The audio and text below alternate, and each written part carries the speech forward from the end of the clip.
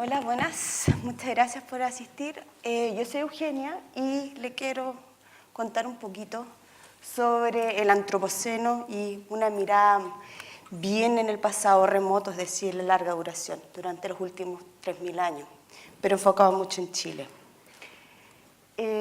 Bueno, lo primero es necesario definir qué es antropoceno. Y como sale ahí, es la época geológica actual que refleja el impacto creciente y acelerado de las actividades antrópicas sobre la Tierra y que están a la par o incluso superiores a las fuerzas naturales. Un corolario casi lógico de esta definición es que el planeta, lamentablemente no se ve tan bien ahí, pero el planeta está funcionando de un modo que no tiene analogía en el pasado. Así, el antropoceno nosotros lo podríamos estar entendiendo como el resultado de la interacción entre el ambiente y el humano. Y esta interacción básicamente se define como un proceso por el cual el humano depende, se adapta y transforma su ambiente.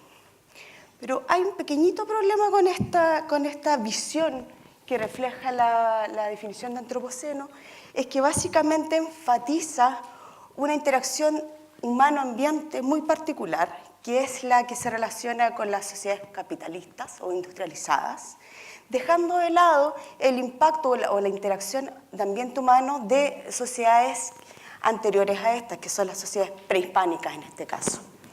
Y otra cosa es que también nos obliga a pensar en que la interacción ambiente-humana es súper universal. Todas las sociedades nos relacionamos de la misma forma y en la misma sincronía. Sin embargo, es altamente sabido que la interacción ambiente-humano varía en términos regionales y espaciales. Un ejemplo de eso es que, por ejemplo, cómo enfrenta la escasez de agua el norte de Chile versus el sur de Chile. En el norte de Chile, las sociedades viven en constante escasez de agua, están forzadas a buscar tecnologías alternativas para adquirir agua, mientras que en Chiloé, por ejemplo, si no hay agua, mudan la casa.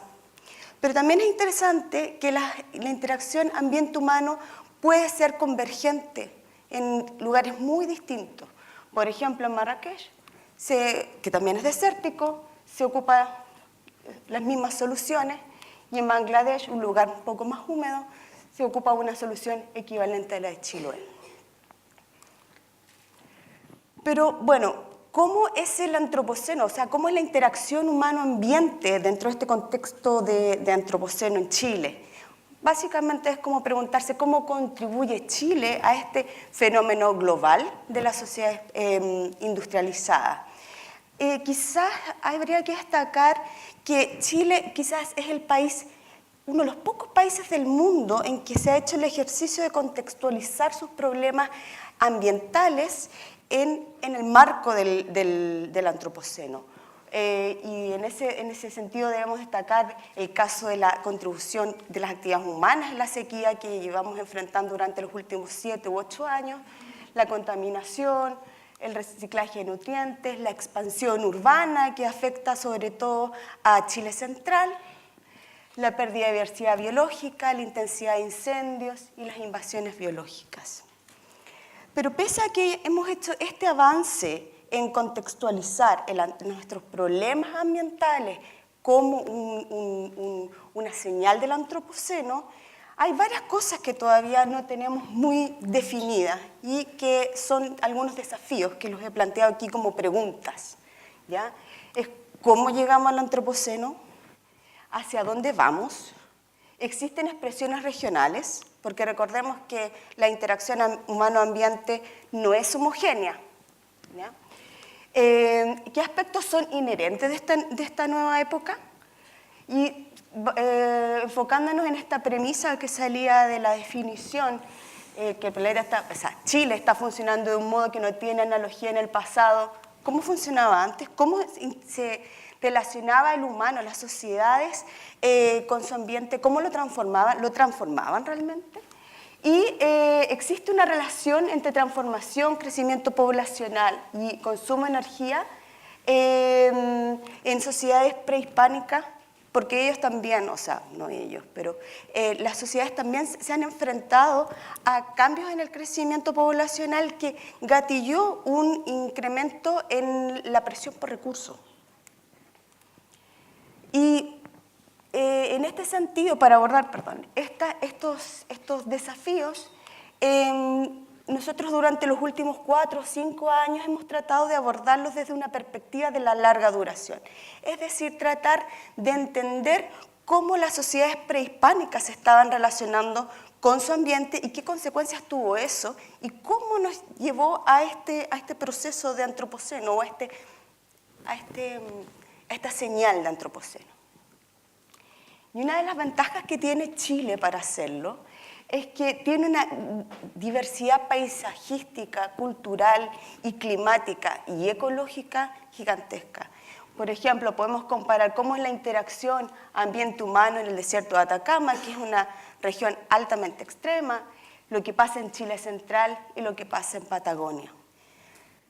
Y bueno, básicamente eso es lo que les quiero mostrar, lo que hemos avanzado analizando tanto registros paleoclimáticos, que se llaman, que son registros como sedimentos y cosas así, que nos guardan la señal de cómo era el clima y las condiciones ecológicas, atmosféricas, etcétera, del pasado, durante los últimos 3.000 años, y también considerando el comportamiento humano en 2 dimensiones. Una es reconstruir cómo eran sus densidades poblacionales, y la otra cosa es ver cómo la tecnología se correlaciona con algunos cambios específicos en este ambiente. Y bueno, básicamente es el norte grande y Chile central. ¿Ven bien el gráfico o más o menos? Más o menos nomás. Bueno, esta es una línea de tiempo, ¿ya? Donde aquí está el presente y acá está el pasado. Aquí tenemos los últimos 3.500 años. La curva de arriba en ambos casos corresponde a la reconstrucción de las densidades poblacionales que tuvieron las sociedades prehispánicas durante los últimos 3.500 años. Es una aproximación. Y acá abajo, estos recuadros en ambos casos, representan cómo ha cambiado la intensidad de la agricultura. ¿Ya? Que debemos entender que la agricultura representa como una revolución industrial. Cuando aparece, incrementa toda la transformación en el paisaje. ¿Ya? Y una de las primeras cosas que debemos darnos cuenta al comparar las curvas de demografía de ambas regiones es que, si bien hay ciertas diferencias entre una región y otra, ambas empiezan paulatinamente a crecer y después de la emergencia de la agricultura, incrementan los niveles poblacionales y la intensidad en el paisaje también, o sea, la intensidad de la agricultura. Esto indica que existen ciertas convergencias, pero las diferencias en las intensidades reflejan que también existe una interacción ambiente-humano diferente. Vamos a ver mejor en detalle con este tipo de figura. Esta es la línea de tiempo para la dinámica socioambiental que existe en el norte grande. En la medida que va incrementando los tamaños poblacionales, vamos viendo cosas muy significativas. Por ejemplo, cuando se inicia la agricultura, más o menos acá, la cantidad, o sea, existe una expansión de la urbanización a nivel global, a nivel regional del norte grande. Empiezan a haber construcciones de villas con espacios públicos, con campos de cultivo, etc. Y hay distintos hitos aquí culturales que necesariamente tienen impactos súper significativos en el ambiente. Cuando se inicia la metalurgia, que emerge de forma directa con la agricultura, ocurren cambios sumamente importantes, ¿ya? Que los vamos a ver en la próxima diapositiva. Posteriormente comienza a haber la agricultura irrigada, la introducción de cultivos, y ahí hay un nuevo impulso para la intensidad del impacto en el paisaje.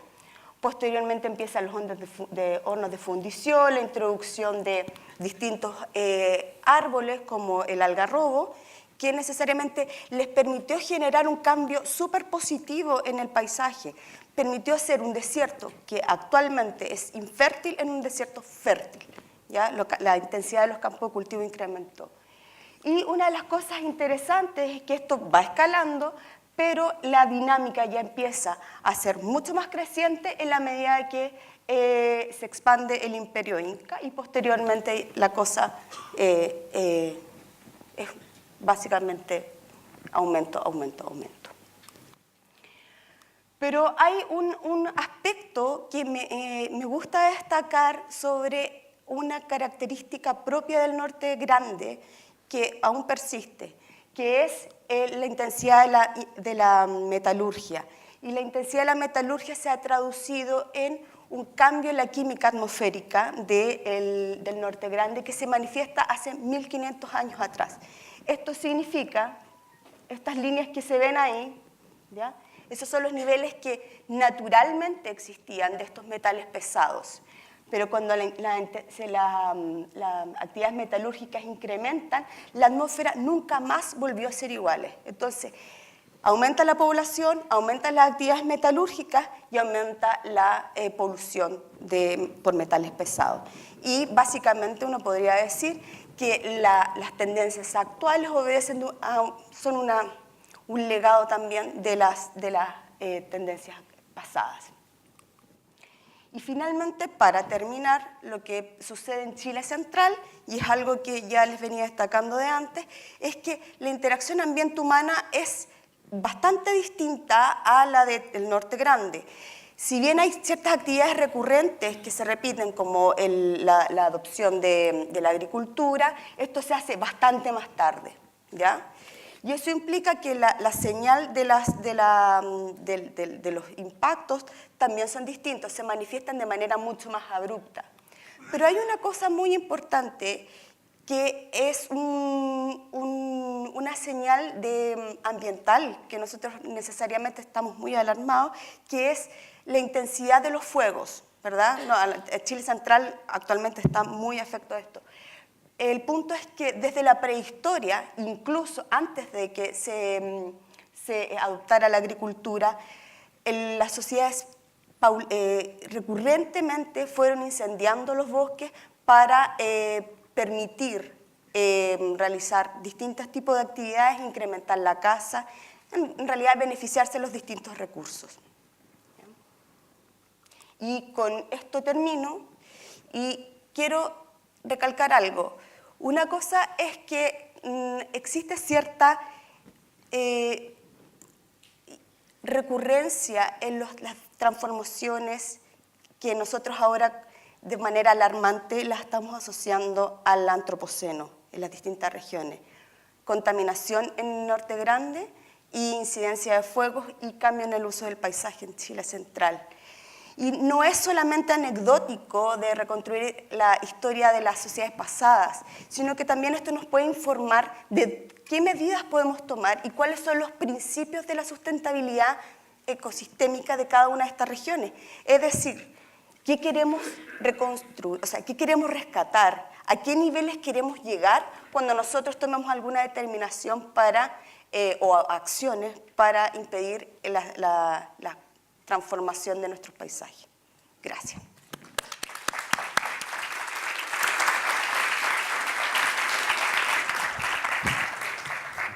Gracias, Eugenia, y buenas tardes, muchas gracias por la invitación.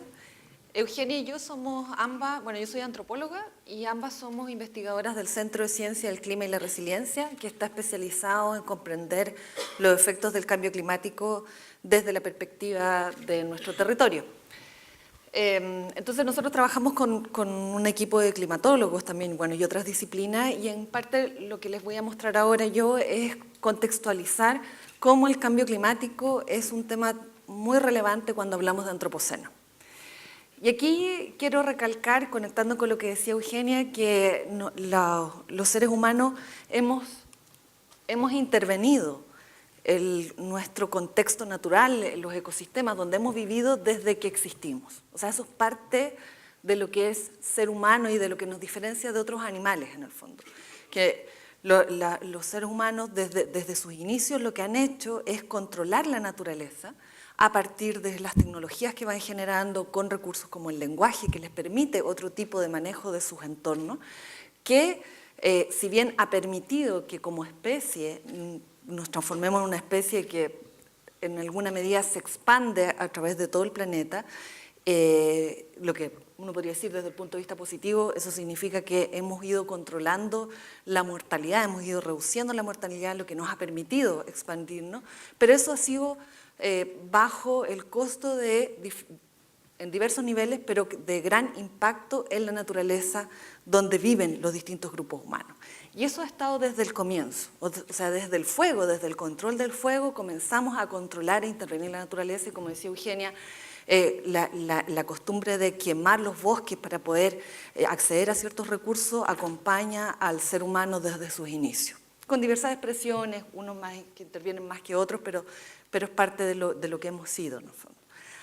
Ahora, sin embargo, a pesar de que podemos decir que eso existe desde los inicios, solamente durante los últimos años, durante las últimas décadas, hemos empezado a observar y tematizar lo que eso implica. O sea, no es casualidad que en las últimas décadas empecemos a hablar de que aparentemente estaríamos en una nueva era geológica, que independiente si decimos que viene desde la agricultura, porque ya en la agricultura el ser humano tiene un impacto tan grande en el medio ambiente que podríamos decir que nos transformamos en una fuerza geológica, o en la revolución industrial, porque en el fondo es cuando viene una escalabilidad de los impactos en la naturaleza y del aumento de la población que es tremendamente importante, o la energía nuclear a mediados del siglo XX, donde el tipo de transformación que se hace a nivel de los átomos genera en el fondo una transformación que puede ser, deja una huella en la Tierra que va a poder ser identificada en muchas generaciones posteriores. Independiente de eso, lo interesante es que lo problematicemos, o sea, que seamos capaces de observar qué es lo que está pasando en nuestra relación con la naturaleza. Ahora, eso uno lo puede mirar desde el punto de vista positivo, desde el punto de vista negativo. Desde el punto de vista positivo uno dice, bueno, ahora somos capaces de ver el impacto que siempre se ha tenido. Sin embargo, desde el punto de vista negativo también podemos decir, ahora es tan evidente porque la magnitud del impacto que tenemos es una escala que es muy difícil de ignorar y que nos está afectando directamente. Y ahí el cambio climático es una expresión de eso. Ahora, este gráfico que está aquí es para no olvidar que el aumento, este es el aumento de la población mundial, el aumento de la población mundial se incrementa sistemáticamente a partir de la revolución industrial, y ese incremento tiene una relación directa con el tipo de explotación que tenemos en la naturaleza. Porque más población implica un uso más intensivo de los recursos, y al mismo tiempo ese uso más intensivo de los recursos ha permitido ir expandiendo la población en el planeta, lo que por supuesto tiene serias consecuencias. Y estos gráficos, que por supuesto no los van a ver muy bien, pero solamente para que tengan una idea, lo que está acá son puras tendencias socioeconómicas, en el fondo, que es, por ejemplo, el incremento del uso de energía, el incremento del uso de agua, el incremento de la población, el incremento de la emisión de ciertos gases. Estos gráficos solo tienen que ver con incrementos de la actividad humana en diversas expresiones, y estos de acá son las tendencias del sistema Tierra, al fondo. Es cómo aumenta el CO2, cómo aumenta el metano, cómo aumenta el nitrógeno, cómo aumenta la reducción, o sea, la disminución de biodiversidad, cómo aumenta la contaminación de los océanos, etc. Más allá de detenernos en cada uno de ellos, lo que les quiero llamar la atención es que con estos gráficos lo que se trata de hacer es decir, ese incremento en las actividades humanas ha tenido un correlato de incremento en nuestro impacto en la naturaleza. Por lo tanto, cuando hablamos de antropoceno, hablamos, independiente de la fecha de cuando empieza o el nombre que le pongamos, estamos hablando de una época donde los seres humanos nos transformaríamos en una fuerza geológica, que estaríamos transformando los ecosistemas y que al mismo tiempo estamos viviendo los efectos de lo que eso significa. Y cuando estamos viendo los efectos que eso significa, algunos los dimensionamos y hay otros que no los dimensionamos aún, pero que tememos que puedan ser de gran alcance para las futuras generaciones o para nosotros mismos en las próximas décadas. Por eso, cuando cambio climático aparece como un tema crítico, porque estamos visualizando que y un elemento muy puntual que tiene que ver con la emisión de gases de efecto invernadero han ido aumentando la temperatura de la Tierra, que ya la han aumentado en 1 grado, pero que eventualmente se va a aumentar, las proyecciones son dispares, pero pueden ser entre 2, incluso hasta 6 grados de temperatura. Cuando estamos hablando de eso, uno dice 1 grado de temperatura no es tan significativo, pero es 1 grado de temperatura en promedio. Y 1 grado de temperatura en promedio ya ha significado el aumento de forma muy relevante de los eventos extremos a nivel mundial, problemas críticos como el que les explicaba Eugenia sobre la mega sequía, la extensión de la sequía, de que llevamos cerca de 10 años de sequía en nuestro país y que al parecer puede ser que eso se transforme en nuestra condición normal. En la reducción de los hielos y la consecuente aumento del nivel del mar, y eso solo con 1 grado de temperatura. Por lo tanto, si hablamos de 2, 3, 4 grados de temperatura, en el fondo los impactos estamos visualizando que pueden ser mucho mayores de los que nosotros estábamos hasta hace poco siendo capaces de visualizar. Y aquí una cuestión muy importante a la cual nosotros tratamos de poner acento es que cuando hablamos de cambio climático y de problemas ambientales en general, no solamente cambio climático, estamos hablando de problemas de desigualdad. Son problemas de desigualdad porque en estricto rigor quienes generan la contaminación, quienes son los mayores responsables, por ejemplo, de la emisión de los gases de efecto invernadero, son los países industrializados. Pero quienes son los más vulnerables frente a ellos son los países más pobres, porque tienen menos capacidad para prepararse frente a las expectativas de transformaciones en el clima, porque tienen menos herramientas, porque tienen más problemas locales de los cuales se tienen que hacer cargo, porque tienen menos posibilidades de considerar una planificación y una dimensión temporal mayor para poder hacerse cargo de esos desafíos, porque están enfrascados en las urgencias. Y lo mismo pasa, eso es a escala de países, pero lo mismo sucede en nuestros propios territorios. Cuando pensamos en Puchuncaví, cuando pensamos en Tiltil, cuando pensamos en las localidades, lo que llamamos las zonas de sacrificio, estamos pensando en territorios que han sido postergados y que están viviendo las consecuencias de estilos de vida de los cuales ellos no son necesariamente parte. Costos de la modernización, costos del progreso, pero que el progreso y un modo de vida en el cual todos somos parte, pero unos más responsables que otros, no podría decir. Entonces, los problemas ambientales son un problema de desigualdad porque los más vulnerables frente al cambio climático son los que ya son vulnerables desde antes frente a otros temas. Pero también son las mujeres y los niños, porque tienen menos recursos a los cuales, por las divisiones de género que tenemos, por los accesos posibles para los diferentes grupos de la población, son quienes se ven más expuestos a las consecuencias ambientales y tienen menos posibilidades de hacer frente a ellas. En definitiva, cuando hablamos de riesgos ambientales y específicamente de cambio climático, estamos hablando de un problema de desigualdad. Y aquí nosotros tenemos problemas locales y también tenemos problemas globales. O sea, como país nos enfrentamos al cambio climático y al mismo tiempo nos enfrentamos a la contaminación en la Bahía de Quintero, al smog en Santiago, a los problemas de contaminación por leña en las ciudades del sur.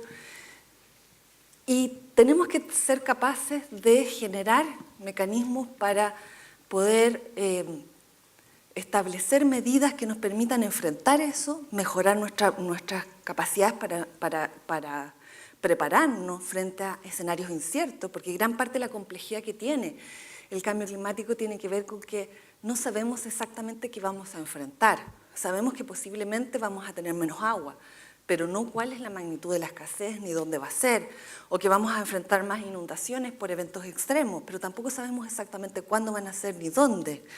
Entonces, es un poco como los terremotos, ¿no? Que para nosotros no es tan ajeno. Sabemos que tenemos que prepararnos para ciertas condiciones, pero la diferencia es que con los terremotos ya conocemos mejor qué es lo que tenemos que hacer. En estos casos todavía estamos recién tratando de entender cómo prepararnos mejor. Y al mismo tiempo tenemos que ser capaces de ponernos de acuerdo con el resto de los países del mundo para que todos podamos reducir las emisiones y disminuir ese aumento de la temperatura. Porque hay una gran diferencia entre un grado, 1,5, 2 grados o más. Y esa reducción solo la podemos hacer si logramos ponernos de acuerdo en cambiar nuestra forma de explotar los recursos naturales, nuestra forma de generar energía, nuestra forma de consumir, de vivir, nuestro modo de vida, para que esta relación que tenemos con la naturaleza particular en el estilo de vida post-revolución industrial se transforme y sea más sustentable, porque no es viable lo que tenemos en este momento. Ahora, hacer eso requiere un desafío de coordinación en muchos niveles. Desafíos de coordinación porque el ámbito político opera con una lógica, el ámbito científico opera con otra, el ámbito económico opera con otra, y cada uno de ellos necesitamos generar formas para que podamos ponernos de acuerdo y establecer medidas en conjunto. Y además, el conocimiento científico no es suficiente para poder enfrentar estos desafíos. Y cuando decimos que no es suficiente es porque, por ejemplo, frente al cambio climático, tenemos que preparar una localidad para que se adapte frente al cambio climático. Esa preparación requiere el conocimiento científico sobre las proyecciones que hay y el tipo de estadística a la cual podemos acceder sobre los posibles escenarios, pero al mismo tiempo requiere conocer cuáles son las características de las localidades, cuáles son sus modos de vida, cuáles son las estrategias de adaptación que tienen, cómo ellos mismos están visualizando los cambios en su entorno, y eso significa que tenemos que también ser capaces de dialogar entre diferentes formas de conocimiento. Esto, y aquí cierro para darle el paso a nuestro próximo expositor, que nos va a hablar sobre este diálogo de racionalidades, que tiene que ver precisamente con el desafío de cómo enfrentamos una torre de Babel, que nosotros lo expresamos. Como tenemos un gran problema, un problema que le llamamos la crisis global ambiental, que requiere que tengamos que empezar a generar formas complejas de articularlos entre diferentes formas de ver el mundo y generar medidas para poder enfrentar esto que ahora somos capaces de darnos cuenta, pero que al mismo tiempo siempre decimos, como somos la primera generación que somos capaces de darnos cuenta de lo que estamos enfrentando, pero al mismo tiempo somos la última generación que tiene la posibilidad de hacer algo al respecto.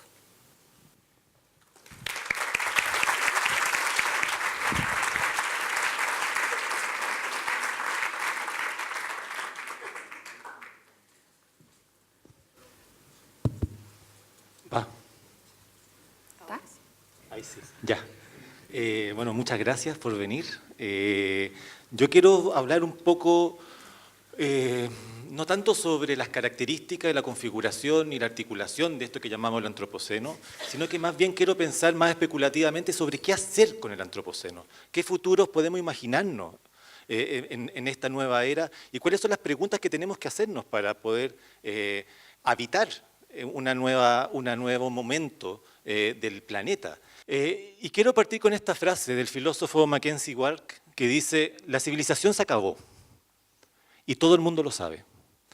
Porque creo que tenemos que entender que la gran cuestión del antropoceno no es si se nos va a acabar el agua o no. O mejor dicho, creo que tenemos que tomar el peso que significa que se nos acabe el agua. Se nos acaba el agua y se acaba la vida. Y la vida no del planeta, se acaba nuestra vida, la vida de los seres humanos.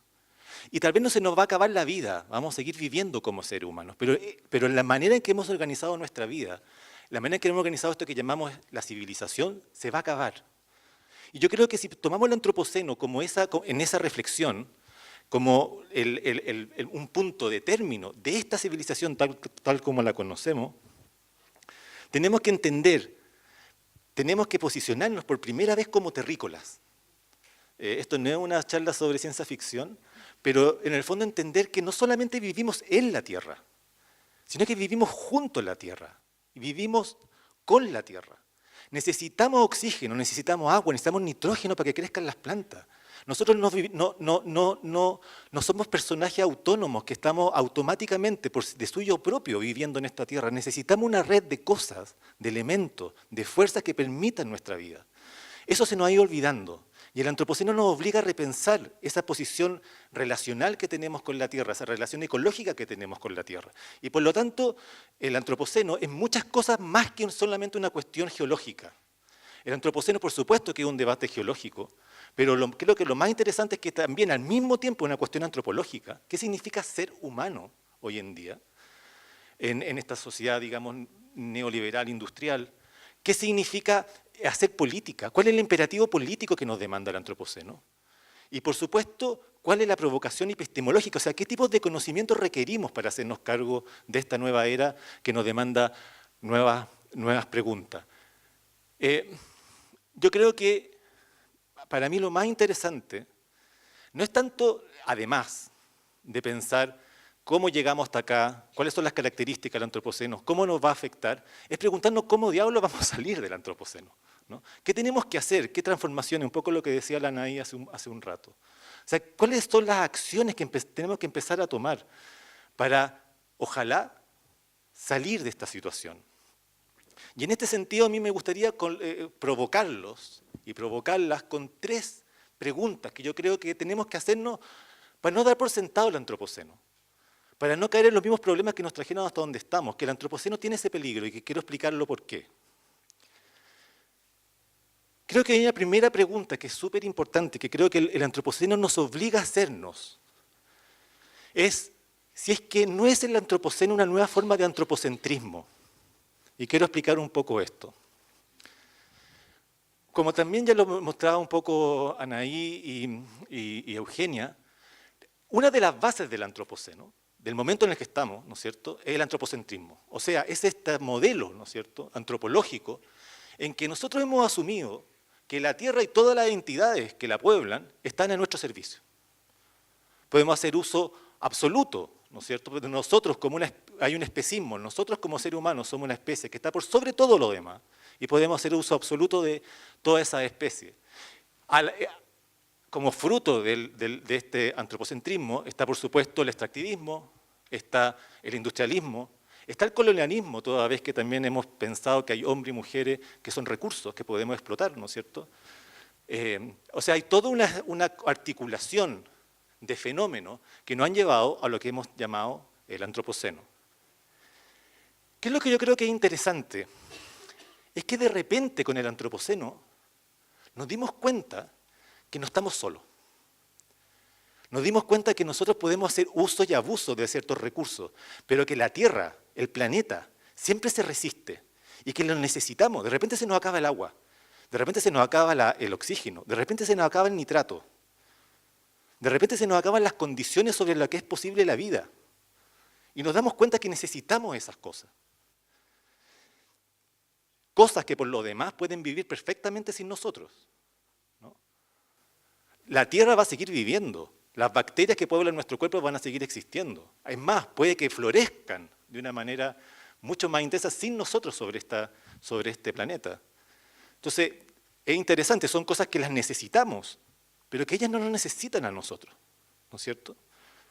Entonces, creo que es interesante preguntarse en este sentido si es que el antropoceno como concepto no es otra vez pensar a la humanidad como protagonista de esta historia, ¿no?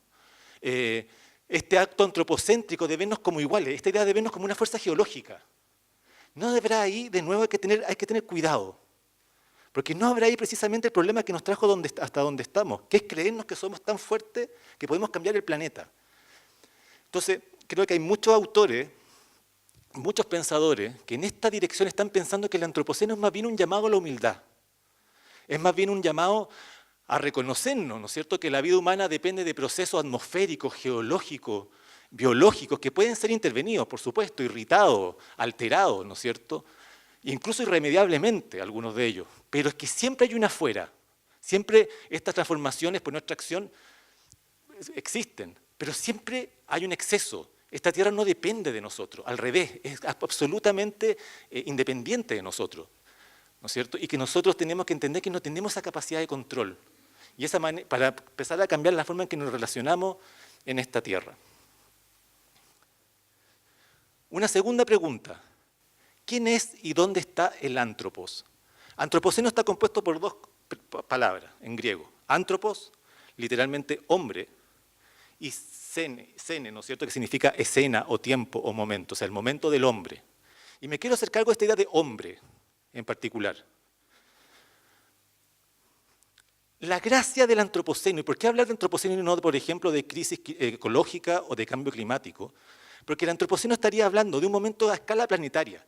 No es que haya un problema en esta cuenca, en este ecosistema, en este lugar, en esta comunidad. El problema sería en la Tierra completa. ¿Cuál es la consecuencia? O qué está a la base de esa concepción, es que lo que están haciendo el efecto en el planeta no es una población, no es una comunidad, no es esta sociedad o este grupo, es la humanidad como especie. Hay una definición como biologizante de la humanidad, como si fuésemos una especie homogénea, ¿no es cierto?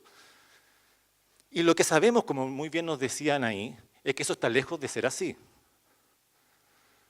No todos hemos producido, ni vamos a ser afectados por el antropoceno de la misma manera. Hay una distribución desigual de la producción del antropoceno y de los efectos del antropoceno, ¿no es cierto? Los pueblos originales, ni qué decirlo, ¿no es cierto?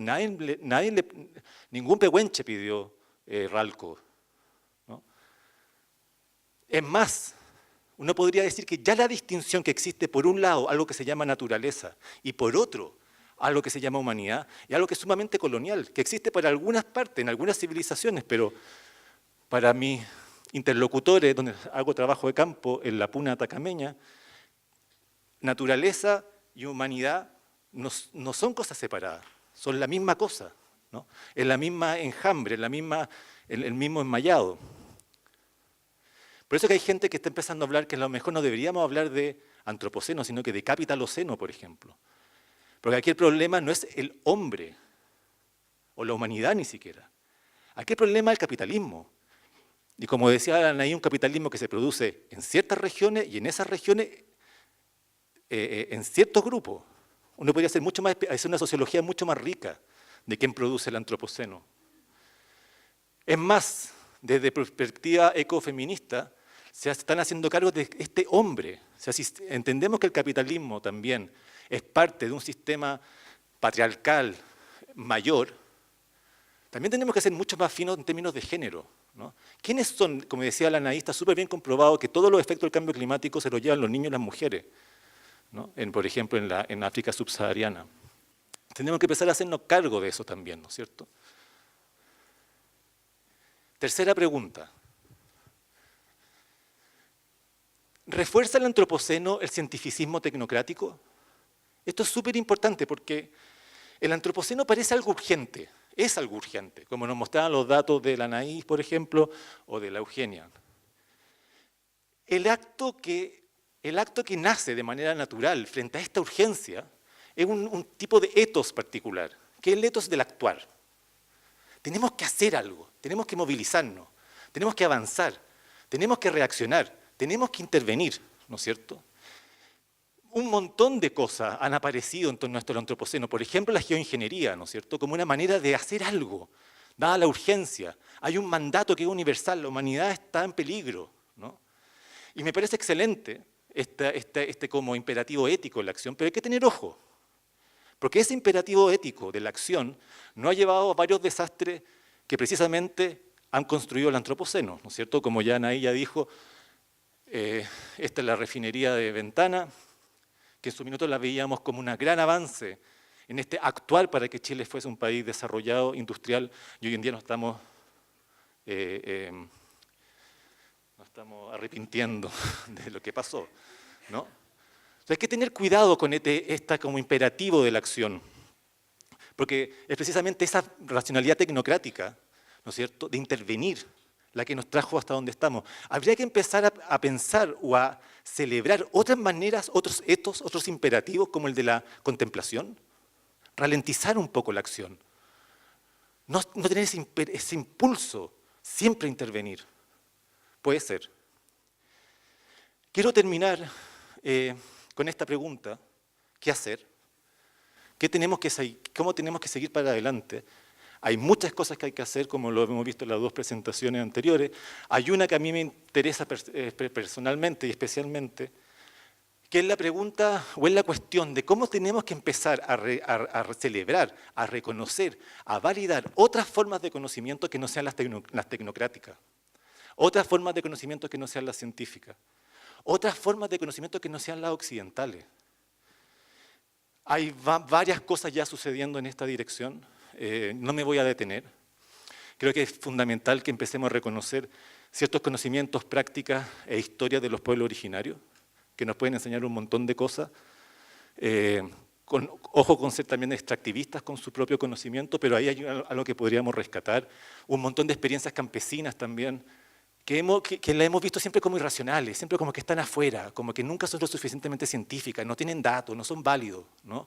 A lo mejor está el minuto de reconocerla y de darle un espacio mayor. El ecofeminismo también es un espacio extremadamente rico que siempre ha sido visto como fuera, ¿no? A lo mejor es el turno de relevarlos. Para terminar, y con esto ya cierro, me gustaría dejarlos con un video para simplemente mostrar o explicar o presentar lo que yo creo que es fundamental en estos otros conocimientos que son necesarios, que son las artes, como un espacio que tenemos que empezar a validar como un conocimiento válido para pensar esta crisis planetaria.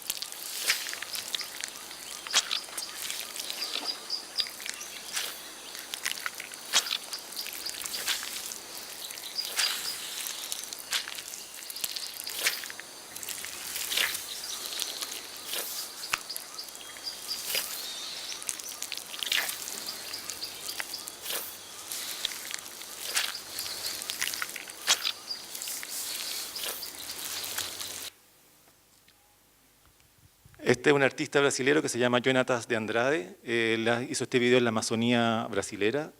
Creo que es interesante la manera en que él piensa y nos hace reflexionar sobre cómo vivir y morir bien en el antropoceno.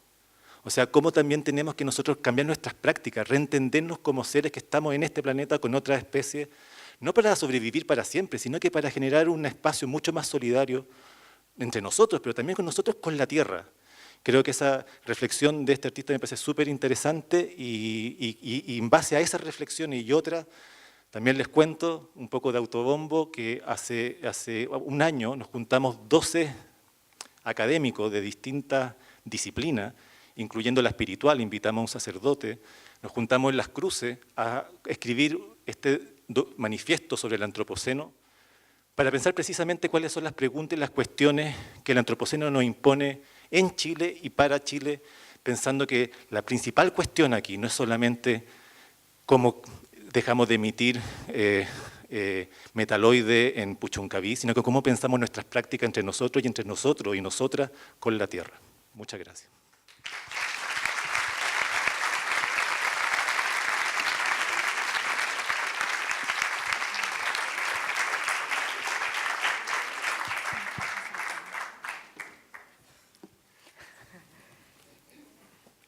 Hay un espacio para preguntas, por favor, sugerencias, críticas. Preferimos abrir la palabra en vez de conversar entre nosotros. Vamos a hacer 4 preguntas seguidas y después vamos a dialogar directamente, vamos a responder las preguntas, las 4 al mismo tiempo. Yo he quedado muy impactada con todo lo que han presentado. Yo creo que son cosas que uno presiente, pero que no las tiene tan nítidas. Pero por otro lado también yo digo, ¿qué se puede hacer?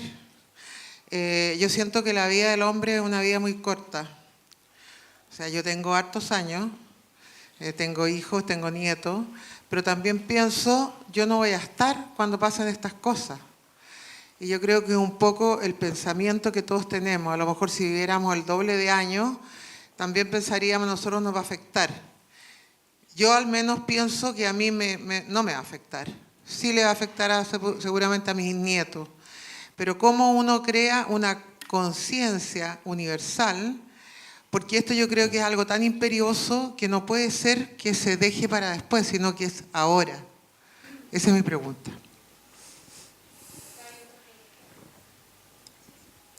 Aló. Yo creo que nos ha mencionado el principal y en mi opinión el único causante de esto y que no tiene solución, que es el aumento de la población. Porque todos los problemas que se mencionan se deben única y exclusivamente a mantener la población creciente en la Tierra desde hace mucho tiempo. Yo lo que siento que les falta a ustedes, o lo más importante que tienen que hacer ustedes, la generación joven de los científicos ahora, es involucrar al mundo político. Porque en realidad lo más importante de todo esto es el cambio del modelo económico. O sea, con este modelo económico no llegamos a ninguna parte. O sea, se va a ir el planeta al desastre, completamente al desastre. Y creo que la única forma es que ustedes, o sea, dentro de todos los involucrados que tienen que estar en el tema, es involucrar a los políticos, a los nuevos políticos, a los políticos jóvenes. O sea, los viejos ya están perdidos, absolutamente perdidos. Pero, por ejemplo, ¿cómo es posible que en Chile siquiera se hable de una zona de sacrificio y nadie haga un escándalo por eso? O sea, no puede ser que exista una zona de sacrificio. No puede ser. O sea, este modelo económico no sirve, definitivamente no sirve. Eso. Hola, mi pregunta es relativa a la religión. ¿Qué pasa un poco con la religión en este cuento, o sea, esta relación como del hombre que domina la naturaleza, ¿no? ¿De dónde viene este concepto? ¿No? O porque un poco todos los pueblos antiguos, primitivos, tenían este vínculo con la naturaleza en pro de que quizás sus dioses le pertenecían a la naturaleza. ¿Qué pasa con estas religiones en donde el hombre es quien, no sé, crea el mundo, el universo y todo un poco sale desde un ser humano, ¿no?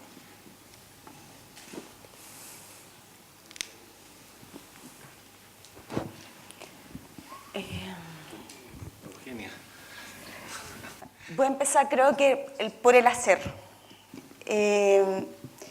Creo que es súper importante que nosotros tomemos conciencia de que, si bien es cierto, esto obedece a...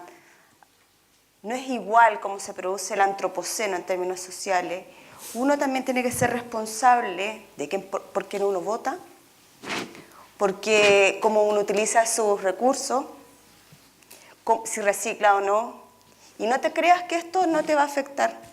En 10 años más, según el último informe de la IPCC, vamos a ver cambios sumamente impactantes. O sea, la gran mayoría de la sala, lo más probable es que sí sienta el efecto del cambio climático. 10 años es prácticamente nada. ¿Ya? No sé si ustedes quieren seguir con esta misma del quehacer.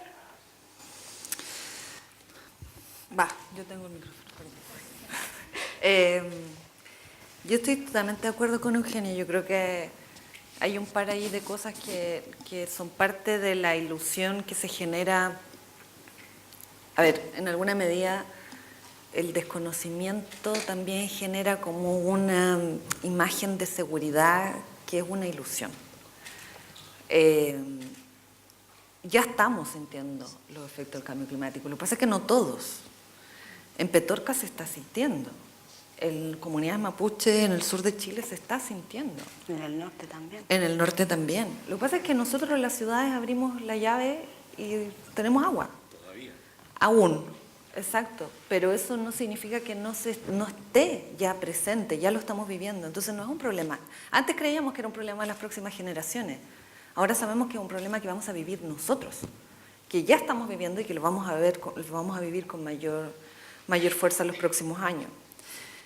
Y ahí yo también, nosotros somos científicos y, por ejemplo, participar en este tipo de iniciativas, nosotros también tratamos de generar diálogos con el contexto político, hacemos esfuerzos dentro de las posibilidades que tenemos de difundir esto, escribimos columnas en los diarios, pero tampoco tenemos la varita mágica, o sea,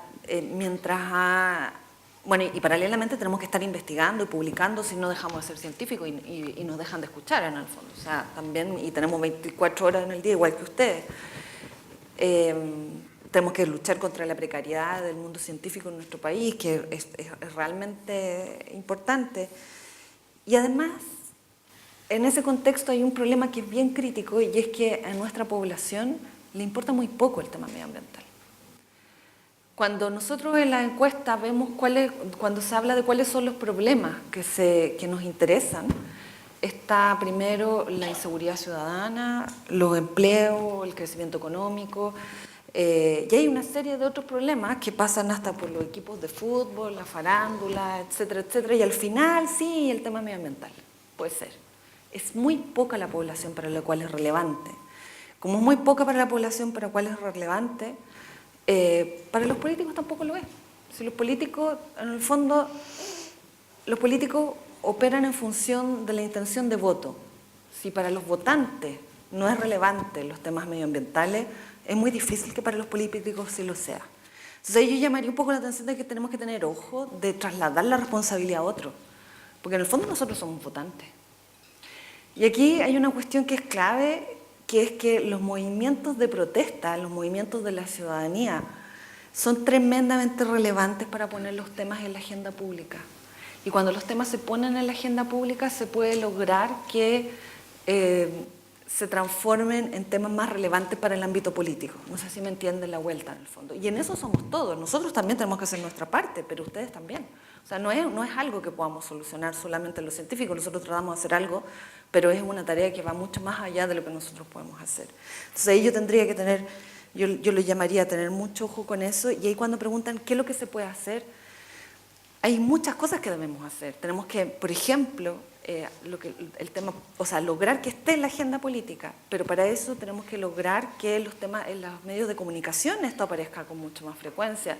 Tenemos que lograr que en los programas educativos de las universidades esto sea temas clave, obligatorios para poder ir avanzando, generar profesionales, porque no solamente tenemos que cambiar nuestros modos de vida para reducir las emisiones y lograr que mantener la temperatura a un nivel razonable, sino que al mismo tiempo tenemos que prepararnos, porque hagamos eso o no, igual vamos a enfrentar las consecuencias del cambio climático. Lo que pasa es que hay una gran diferencia entre enfrentar, no sé, un 30% menos de agua o un 50% menos de agua, en el fondo, o sea, o que tal frecuencia de evento extremo con otra. Es efectivamente una diferencia significativa. Entonces, paralelamente hay que hacer las dos cosas. Y para eso necesitamos profesionales especializados, y en eso tenemos nosotros también una tarea importante que hacer. Entonces, hay muchos ámbitos, como decía Manuel, efectivamente en el arte tiene la capacidad de convocar y de generar conciencia de una forma mucho más efectiva que lo que tenemos nosotros los científicos. Nosotros tenemos que escribir paper, argumentar, usar metodología y todo, y finalmente después tenemos que tratar de traducir esos papers y ir y tratar de conversar sobre esto para que llegue a algún lado. El arte tiene la capacidad de convocar y de generar cambios en las conductas que pueden ser realmente significativos, entonces también tenemos que avanzar ahí. Entonces, lo que les quiero decir, hay muchos frentes en los cuales tenemos que trabajar, porque tenemos que reducir nuestras emisiones, tenemos que cambiar nuestro modo de vida y al mismo tiempo tenemos que prepararnos para enfrentar las consecuencias que ya estamos viviendo. Y en eso, por ejemplo, reducir la desigualdad es fundamental, porque los más vulnerables van a ser los que van a ser más vulnerados por esto. Y necesitamos reducir esas vulnerabilidades para lograr preparar mejor a nuestra población. En ese sentido, yo estoy totalmente de acuerdo con que el capitalismo y nuestro modo de vida basado en el consumo es crítico en lo que estamos viviendo. Pero tendría ojo, porque, por ejemplo, cuando se habla del capitoloceno, por ejemplo, también hay una ilusión ahí, porque los regímenes socialistas han sido devastadores con el medio ambiente. Y también quiero ser claro con eso. O sea, en el fondo no es que existan buenos y malos, sino que nuestra forma de relacionarnos con el medio ambiente de Occidente ha sido tremendamente explotadora con los recursos naturales, mucho más que otras formas de vida. Entonces, ¿qué tenemos que hacer? Tenemos que cambiar nuestra forma de vivir y por supuesto que se puede hacer. Yo les dije, gran parte de esto tiene que ver con el aumento de la población, pero no es solo eso. De hecho, cuando uno analiza cómo los diferentes estilos de vida en los países actuales, con poblaciones equivalentes, pueden tener impactos muy distintos. Obviamente, el estilo de vida estadounidense tiene un impacto, una huella, que se le puede llamar una huella ecológica, mucho más alta que la que tiene, no sé, Canadá, algunos de los países europeos, países latinoamericanos. Entonces, hay que tener ojo de que no necesariamente una mayor cantidad de población implica una mayor explotación de recursos naturales. Ahora, lo que sí, hay una cuestión muy clave, que es que el crecimiento económico, el aumento de la actividad económica, hasta ahora ha estado relacionado con un aumento de la explotación. Y el aumento del crecimiento económico está muy relacionado con la población y con la calidad de vida de la población. Entonces, el mayor desafío es cómo lo hacemos para desacoplar esto, desacoplar el crecimiento económico de la explotación, el aumento de la calidad de vida o el desarrollo de los países de la explotación de los recursos naturales y de la devastación de nuestro entorno. Entonces ahí tiene que ver con modos de vida distintos, con formas económicas que tienen que ser más sustentables y para eso hay muchísimos ámbitos en los cuales tenemos que trabajar. Y en ese contexto yo también celebro esta instancia, o sea, que parte de Puerto Ideas sea tener una mesa como esta que nos dé a nosotros la oportunidad de conversar sobre estos temas. Sí.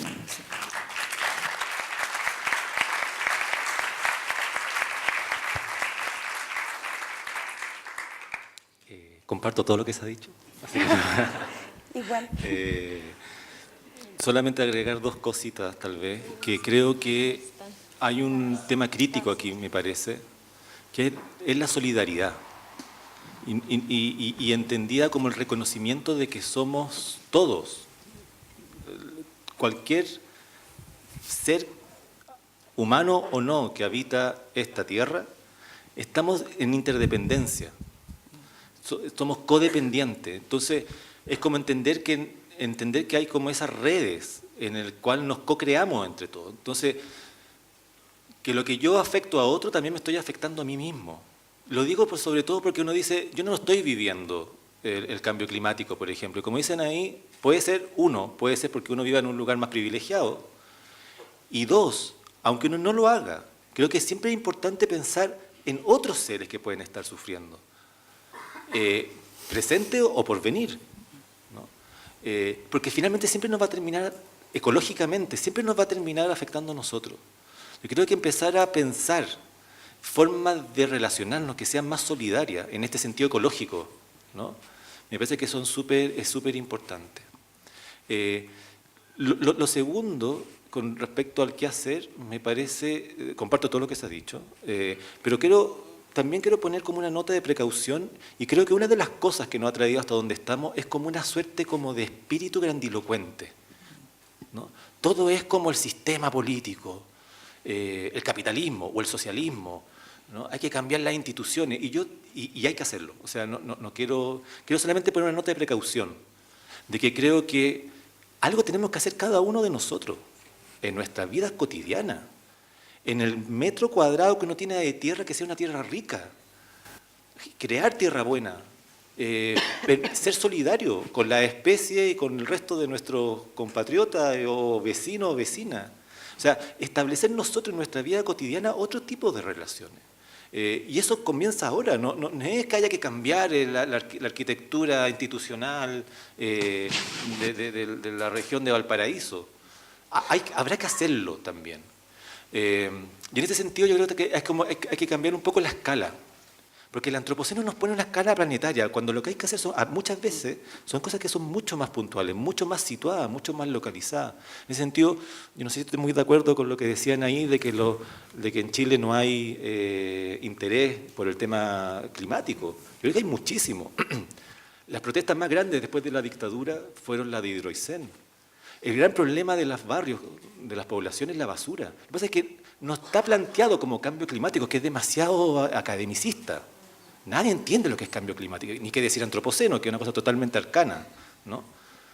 Pero el problema de la basura, el problema de los perros vagos, el problema en las comunidades, ¿no? El problema de las forestales, el problema de la falta de agua por las mineras, la proliferación de conflictos socioterritoriales que hemos tenido, no hablan que a la población sí le importan esos temas. Ahí hay que hacer una conexión con la política que es importante, pero creo que sí que creo que hay una fuerza que se está cuajando que está siendo importante, de manera que a veces no son bajo la categoría de cambio climático, pero que hay que empezar a hacer. Y por último, alguien por aquí dijo el colegio, como un espacio que hay que... y me parece súper importante. ¿Tú tenías una pregunta que hacer o no? Sí.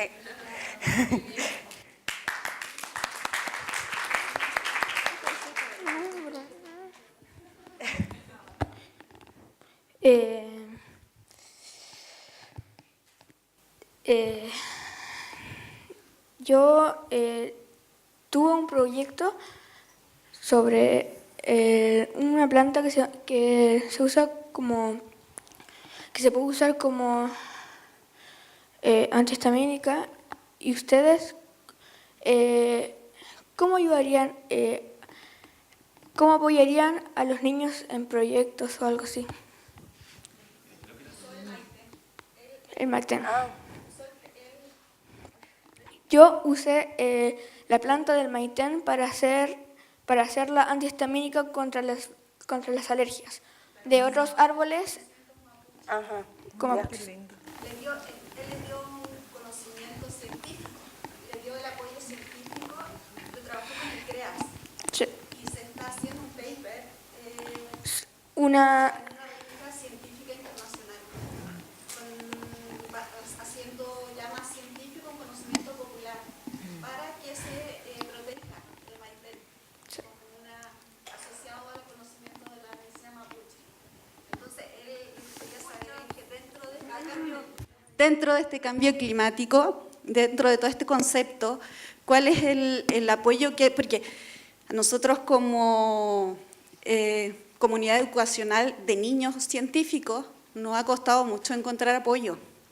De hecho, él ahora están trabajando con un proyecto de bacterias en la atmósfera para bajar la temperatura con la energía, consumiendo la energía del dióxido. con el dióxido del carbono. El científico que... Cree que, según el científico Greg, que descubrió la cadena de ADN, que él también piensa lo mismo, pero él le agregó otra cosa, que es mutar una bacteria que aún no se encuentra, pero la está buscando igual que yo. Bien.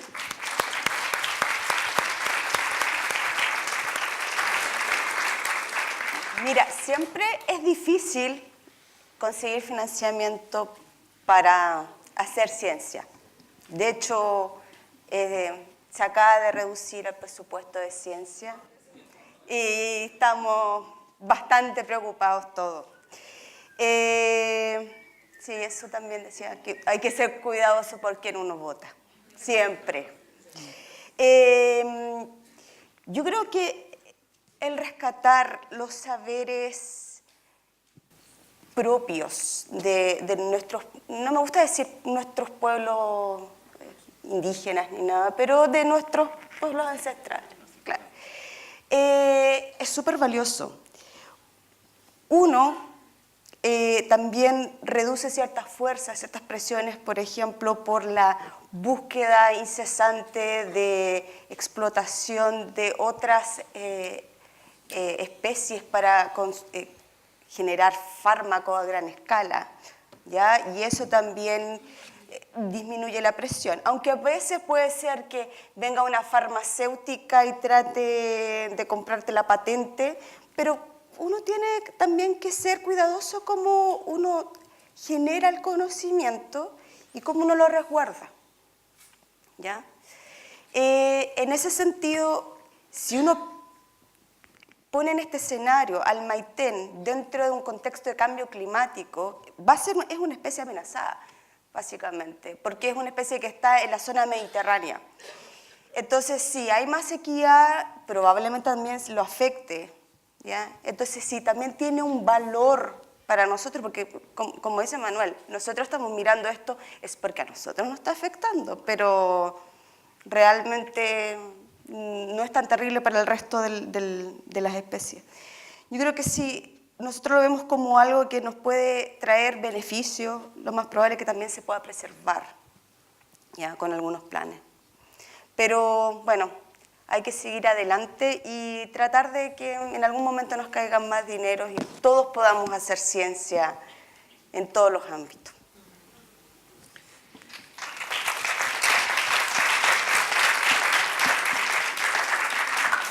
Yo creo que es súper interesante la experiencia que nos cuentas porque tiene un muy buen ejemplo de lo que nosotros tratamos de resaltar, sobre todo con Manuel cuando hablábamos de esto de el rescatar el conocimiento local, porque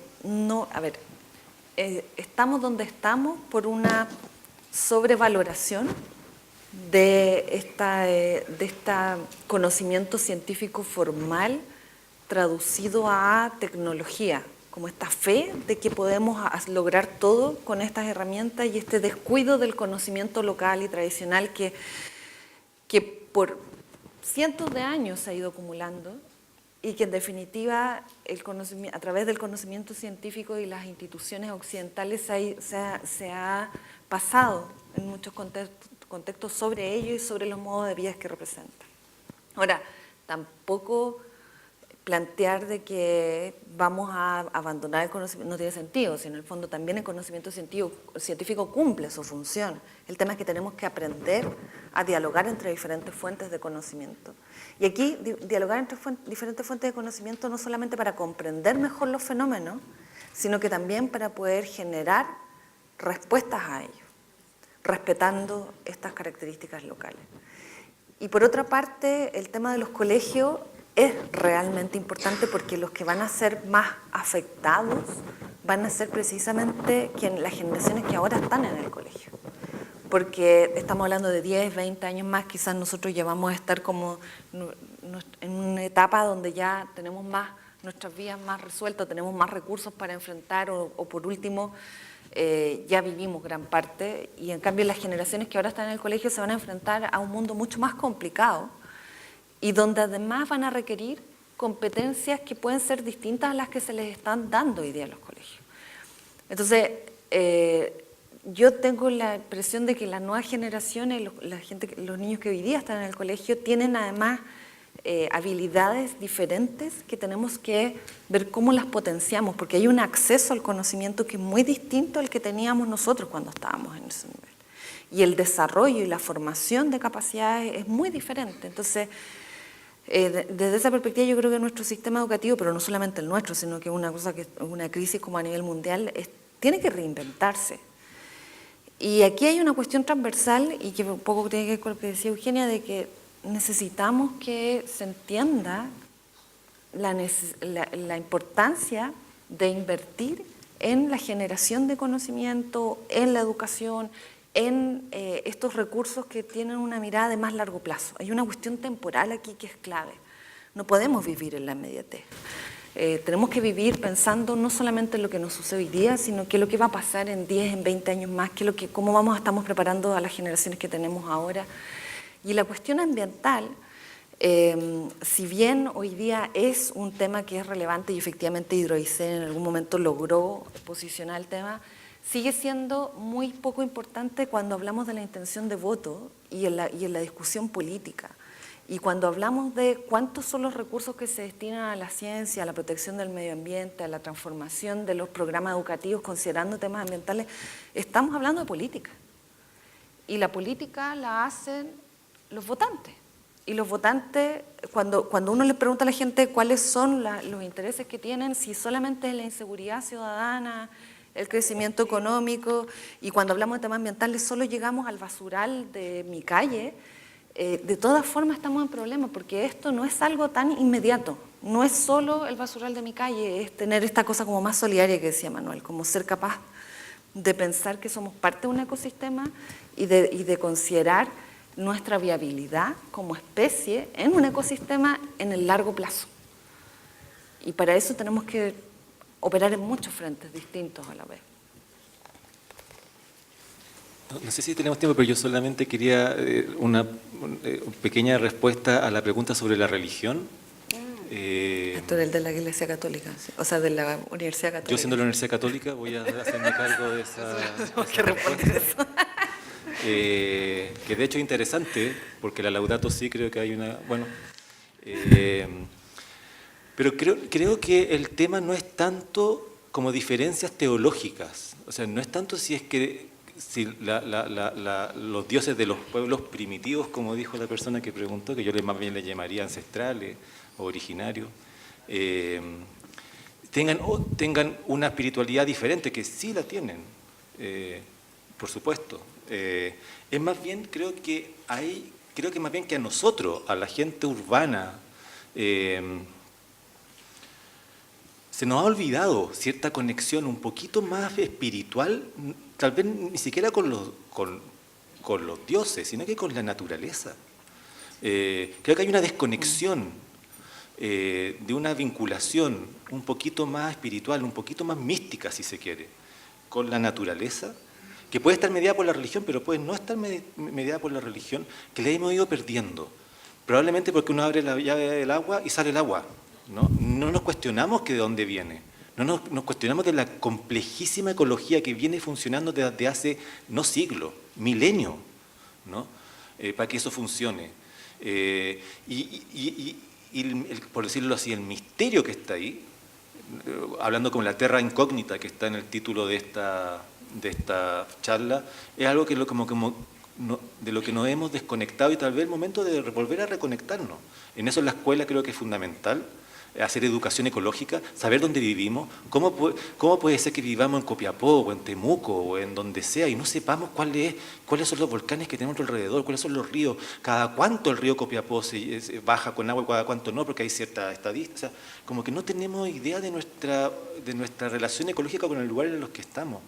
Y la Iglesia Católica, que siempre en la ecocrítica ha sido un punto de crítica, porque siempre ha sido entendida la Iglesia Católica como un punto de partida del antropocentrismo, ¿no es cierto? De hecho, no, es así porque se ha instalado y hay una reflexión teológica en la que no voy a entrar, pero se instaló un tipo de catolicismo después del medioevo, que era un catolicismo mucho más individual, versus un catolicismo que era el catolicismo que existía el cristianismo hasta el medioevo, que era lo que se llama más sacramental, que veía la naturaleza como sacra, tenía una relación mucho más estática con la naturaleza y que Dios está en todas partes, era un poquito más panteísta, ¿no? Y de hecho la famosa frase, ¿no?, de que el hombre cuidará a todos los seres, ¿no?, esa frase que en teología se llama la kenosis, que es como Jesús se relaciona con los demás. He estado estudiando porque tuve que... Yo no puedo responder.